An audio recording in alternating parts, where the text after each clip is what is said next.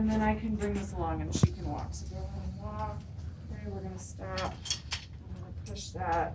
I'm gonna walk. And I would probably not do this because I mean, if she is gonna fall, like I don't have a great hand on her, right? I'm doing a lot of switching around. So, you know, if she's pretty unsteady, I'm gonna wanna have a second person, okay?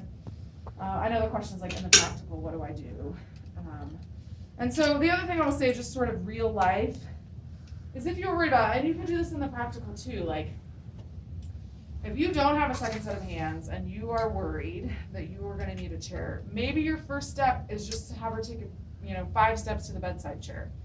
Sit down, monitor vital signs, you've gotten a sense of how stable she is on her feet. Okay, maybe she's fine. Now I'm gonna get a different chair and I'm gonna set it 20 feet away in the room. And so we're gonna walk that far and then we're gonna sit, monitor the vitals, get a better sense of how you move. You can just kind of keep progressing like that.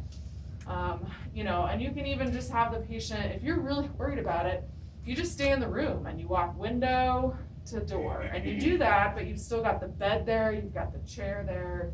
That way you don't get like out in the hall and you're kind of in no man's land where you're stuck. So we're okay pretty much setting like increments, I guess, on our travel path pretty much as we go and not having a chair follow, right? Because it's like sometimes if this person hasn't been out of bed, we can set the chair 4 feet away from the bed, right? Totally. And just have them walk over there and sit down. I think in real life, like I pretty rarely do a chair follow. Sure. Unless, again, it's like I know that they're really impaired and they're only going to get so far and I really need to have my hands on them. But I would say for the most part, I'm just making the clinical decision about how far I feel like they can go. Sure.